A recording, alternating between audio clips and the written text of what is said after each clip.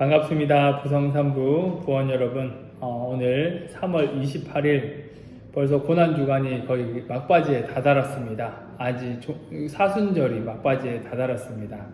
이제 오늘부터 종료주일이자 고난주간이 이번 주부터 이제 시작이 됩니다. 그래서 예수님께서 예루살렘 입성하시고 오늘 이제 종료주일이니까 예루살렘 입성하시고 내일부터 이렇게 월, 화, 수, 목, 금요일 날 십자가에 달려 돌아가시기 전까지 어떤 이제 그것을 우리가 묵상하고 보내는 것이 고난주간이라고 이렇게 한 주를 보내게 되는데, 그 다음 주가 이제 다음 주가 부활주일이고, 그런 걸 보면은 참 시간이 빠른 것 같아요.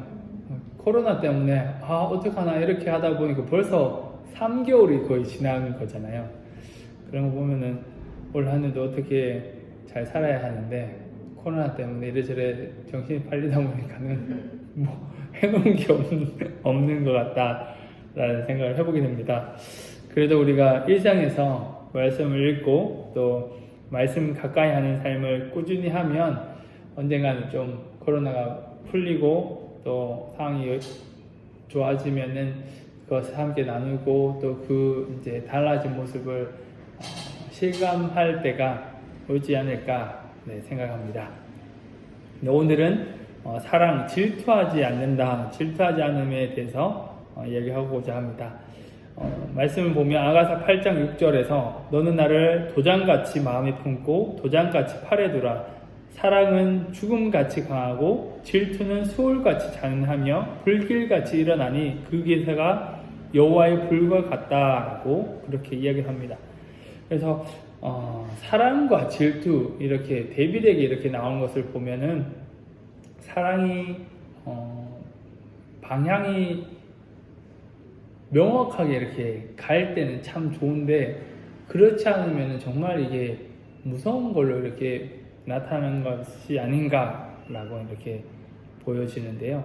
여기서도 밑에 보면 질투라는 것이 영어 단어 이제 질러스에서 열심, 질이라는 어근에서 나왔다. 이렇게 해서 질투가 이제 사랑의 어떤 잘못된 방향으로 이렇게 열심을 다해서 나타나는 결과다. 이렇게 보시는 거죠. 그래서 잠언에서도 분노는 잔인하고 진노는 범람하는 물과 같다고 하지만 사람의 질투를 누가 당하여 낼 수 있으랴.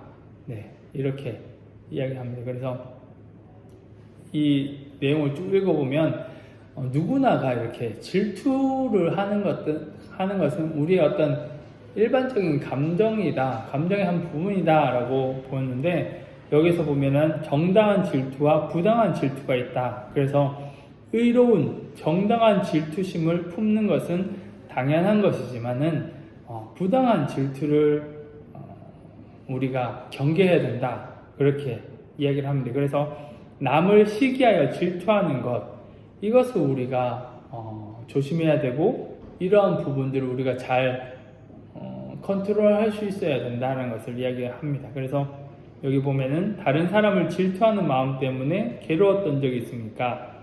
나보다 더 인기가 많은 친구가 미워집니다. 동료가 승진하면 그날 밤 잠을 이루지 못합니다. 그 사람 잘못은 아니지만 동료가 잘 되니 배가 아픕니다. 사람들이 남의 성공을 축하해 주는 경우는 자기보다 덜 성공한 사람에 한정될 뿐입니다. 질투는 모든 사람의 고민거리입니다. 남이 나를 앞질러서 내가 원하는 것을 가로챌 때 질투가 폭발합니다. 당신이 얼마나 이기적인 사람인지에 따라 이것은 당신에게 큰 고통이 될 수 있습니다. 나보다 잘 나가는 사람들에게 박수를 보내지는 못할 망정 길길이 화를 내면서 원망합니다. 조심하지 않으면 질투가 독사처럼 마음속에 기어들어와 당신 마음의 동기와 관계를 공격합니다. 독사의 독에 감염되면 하나님이 원하시는 사랑의 삶을 살 수 없습니다. 이렇게 이제 질투에 대해서 나옵니다. 그래서 누군가가 여기서도 보면은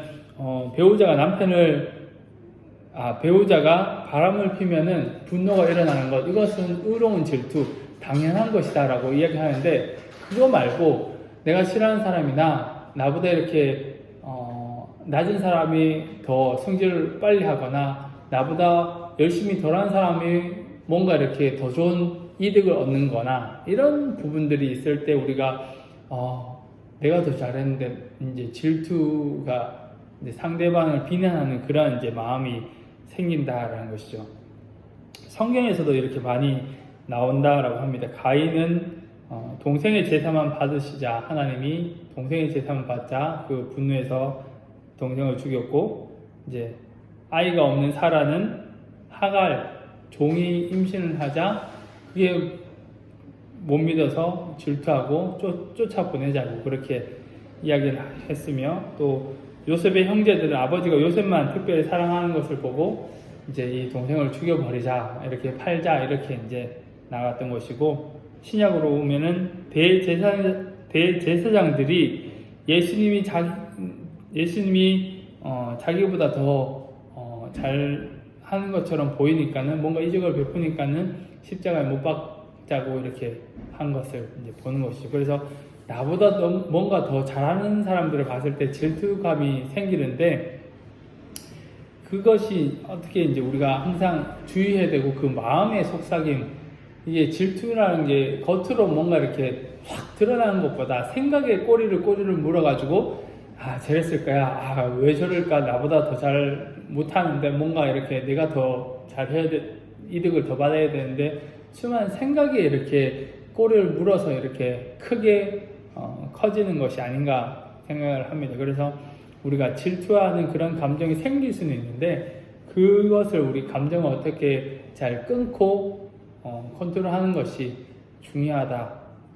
결혼관에서도 그렇다라고 얘기를 합니다. 그래서 여기 보면은 당신은 결혼하면서 배우자의 가장 훌륭한 치어리더이자 팬클럽 회장이라는 역할을 받았습니다.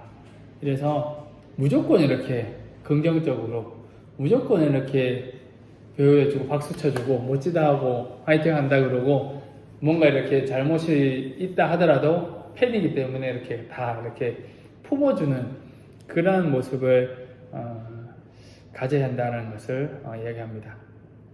제 어떤 친척 좀 먼 이렇게 어떻게 누구 중에서 보면 나이가 많으신데도 이름을 잘 모르겠어요. 그 유명한 외국에서 노래를 하나 잘해가지고 유명해지신 분이 파바로티 노래였나? 제가 기억이 잘 안 나는데, 하여튼 그런 분이 있어가지고 한 번에 뭐 노래 경연대회인가 뭐 거기에서 노래를 잘 불러서인지, 하여튼 뭐 그렇게 해서 유명해진 가수가 있었던 것 같아요. 최근에 몇 년 됐죠? 그 트로트까지 나오고. 네? 트로트까지 나오고. 아니요, 최근에 말고 몇 년 전에. 그래서 그분이 내한해서 한국에 방문한다고 했는데, 그 어떤 지인분이 공항에 가가지고 맞아야 된다고. 그래서 뭐 그 사람 오는 거랑 뭔 상관이냐는, 그러니까는 그 팬클럽 회장이더라고요. 그래서 그 사람을 이제 다 이렇게 회원들 모아가지고 지지해주고 뭐 그런 거를 한다는 이야기를 들었는데, 어쨌든 이 배우자를 어떤 팬클럽 이제 우상으로 보면 이런 질투하는 부분들이 동급이나 낮다고 생각하면은 우리가 질투하고 시기하지만은, 높다고 생각하면은 질투하나요? 여기서 보면은 낮은 사람, 자기보다 낮은 사람들은 질투하지 않는데, 동급이거나 나보다 이제 더 잘나는 것처럼 보이면 질투가 난다는 것처럼, 이 사람들은 이렇게 큰 마음을 풀고, 우리 뭐 팬클럽, 내가 좋아하는 연예인은 어떤 걸 해도 아닐 거야, 다 품어주고, 팬클럽은 그렇잖아요. 아무리 잘못해도 아니야, 우리 오빠는 절대 그런 사람이 아니야, 이러면서 막 이야기하는 것처럼, 그런 마음을 가지고, 좀 큰 마음을 가지고 부부가 서로를 바라보면 이런 질투하는 것이 아니라 어떤 더 나아가서는 좀 긍휼한 마음, 또 결혼 생활 좀 더 오래 되면은 어떤 이제 남편분이 기가 꺾일 그때가 되면은 좀 처량하다라는 그런 말도 많이 하는 것 같아요. 남편이 뭐 갈 데도 없어가지고 참 저러고 있는 거 보면 참 애처롭다, 이런 말도 많이 하는 것 같은데, 그게 이제 마음이 좀 넓어졌으니까는 그렇게 볼 수 있는 것이 아닌가. 그래서 우리도 지금의 시점에서도 내가 막 서로 내가 주도권을 잡아야지, 주도까지 잡아야지, 막 뭔가 조금씩 이렇게 예민한 부분들에서 이기려고만 하지 말고, 그래 내가 다 품어줄게 이런 마음을 가지고 이렇게 바라보면, 물론 속상한 부분들도 있겠지만은 어떤 이런 이제 잘못된 사랑하지만은 그게 잘못된 방향으로 가는 것을 막을 수 있지는 않을까. 또 그런 마음을 가지기 위해서는 그냥 뭐 마음을 가진다고 해서 가질 수 있는 건 아니니까, 정말 하나님의 사랑에 대해서 지금 이제 이번 주부터 고난 주간이 시작되면 하나님께서 이성적으로 이게 받아들일 수가 없는 건데, 신의 아들이 이 땅에 태어났다면은 그 강한 누가 나의 아들을 뭔가 해코지를 하려면은 다 이렇게 신의 힘으로 이렇게 다 커버하고 또 무찌르고 이렇게 했을 텐데, 뭐 신화 같은 것과는 전혀 상반되는 그런 입장에서 희생하고 고난 당하고 모욕 당하고 이런 것들을 보면, 사랑이 또 이런 부분들이 있구나, 내가 또 참아야 되고 또 품어야 되구나. 하나님의 사랑을 한 번 더 묵상하면은 우리의 어떤 가정에서의 사랑은 상대방을 보는 마음이 좀 더 크게 여유롭게 이렇게 볼 수 있는 관점이 생기지 않을까라는 생각을 해보게 됩니다. 그래서 단점, 배우자가 지난주에 이제 장점과 단점을 적어보라고 했는데, 단점만을 보게 되면은 한도 끝도 없는데, 장점을 보고 하면은 참 다 부족하지만은 이러한 것들을 장점을 가졌다 칭찬해주고 인정해주고 격려해주고 할 수 있는 것이 어떤 부부가 아닌가.